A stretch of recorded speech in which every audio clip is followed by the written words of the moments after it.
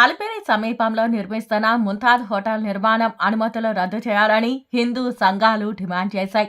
హిందూ సాధు సంరక్షణ సమితి ఆధ్వర్యంలో శ్రీనివాసానంద సరస్వతి స్వామీజీ హిందూ సంఘాలు ఆందోళనకు దిగారు.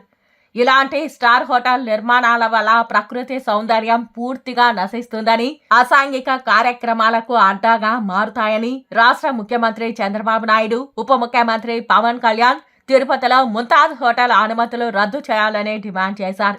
లేకుంటే ఈ ఆందోళనను మరింత ఉధృతం చేస్తామని హెచ్చరించారు.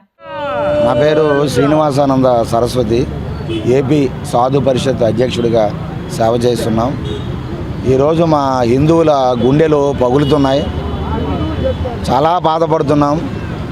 గత ప్రభుత్వం 20 ఎకరాల స్థలాన్ని అలిపిరి వెంకటేశ్వర స్వామి పాదాల చెంత ప్రపంచ పుణ్యక్షేత్రం, హిందువుల ఆధ్యాత్మిక క్షేత్రం ఏడుకొండల వెంకటేశ్వర స్వామి పాదాల చెంత 20 ఎకరాల స్థలాన్ని ముంతాజ్ హోటల్కి, అంటే ఆ హోటల్స్ యాజమాన్యం వాళ్ళు స్విమ్మింగ్ పూళ్ళు, బారు, రెస్టారెంట్లు, అంటే మద్యము, మాంసము, అనేక అసాంఘిక కార్యక్రమాలకి ఆలవాలమైనటువంటి ఆ ముంతాజ్ హోటల్స్కి 20 ఎకరాల స్థలాన్ని కేటాయించి వెంకటేశ్వర స్వామి ఆలయ పవిత్రతను భగ్నం చేశారు, హిందువుల మనోభావాన్ని గాయపరిచారు. అటువంటి ఈరోజు కూటమి ప్రభుత్వం వచ్చిన తర్వాత కోటి ఆశలు పెట్టుకున్నాం మేమందరం.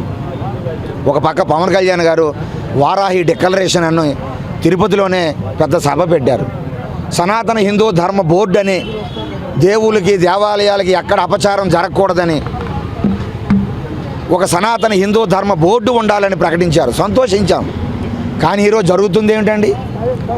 వైఎస్ఆర్ ప్రభుత్వం ఏదైతే నిర్ణయం తీసుకుందో, కూటమి ప్రభుత్వం వాళ్ళు భూమిని కేటాయిస్తే మీరు పెర్మిషన్లో కేటాయించారు.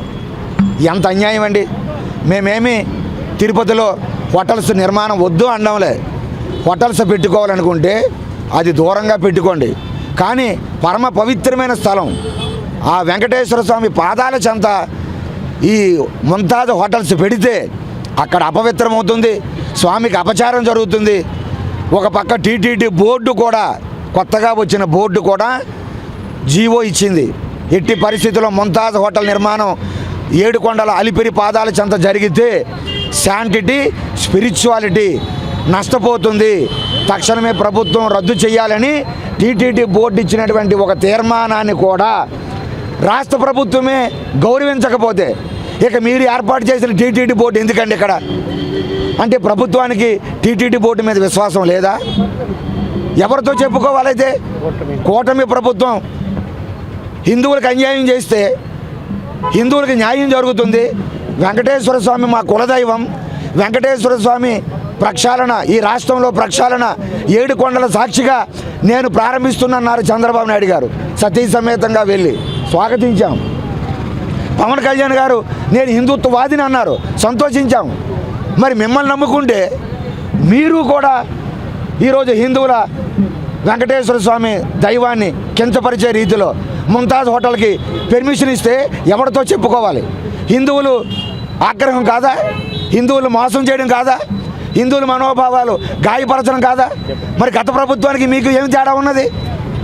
గత ప్రభుత్వం చేసిన తప్పిదాలే మీరు చేస్తూ ఉంటే ఇక హిందువులు పరిస్థితి ఏమిటి? కాబట్టి ఇది చాలా దారుణం. మీరు టూరిజం డెవలప్ అవుతుందంటే కాదనలే, వేరే ప్రాంతాలు కేటాయించండి. కానీ ఏడుకొండలు ప్రభుత్వం 746 జీవో స్పష్టంగా ఉంది. ఏడుకొండలు ఆ పరిసర ప్రాంతం అంతా కూడా పవిత్రమైనవి. అక్కడ ఏ ప్రైవేటు కట్టడాలు ఉండకూడదు, ఆధ్యాత్మిక క్షేత్రాలుగా ఉండాలి తప్ప, భక్తుల సౌకర్యం కోసం ఉండాలి తప్ప ఏ ప్రైవేటు కట్టడాలు ఉండకూడదని గత ప్రభుత్వం జీవోలు ఉన్నాయి. ఇవన్నీ కూడా తొంగలో తొక్కేయడం చాలా దారుణం. దీన్ని తీవ్రంగా మేము ఖండిస్తూ ఆ ముంతాజ్ హోటల్ పెర్మిషన్స్ రద్దు చేయకపోతే గోవింద శంకారావం, గోవిందుడు శంకారావం అని రాష్ట్ర వ్యాప్తంగా పెద్ద సభ పెడతాం. సాధు సంతులు పిలుస్తాం. హిందూ సంఘ నాయకులతో, హిందువులతో సభ పెట్టి ప్రభుత్వానికి బుద్ధి చెబుతాం. టీటీడీ పాలక మండలికి బుద్ధి చెబుతాం. మీరు మాట్లాడండి, బయటికి రండి.